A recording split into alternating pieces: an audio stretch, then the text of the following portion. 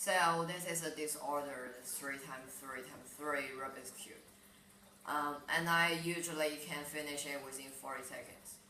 So today, let's see what I can do. First of all, I put my both hands on the timer, and there we go.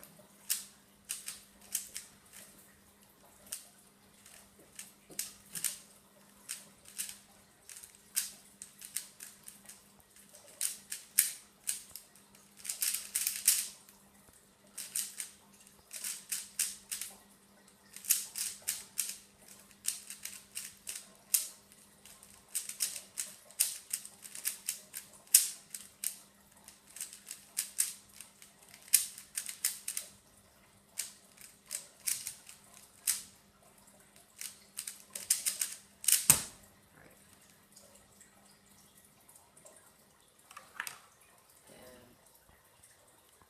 36 seconds, 0.95.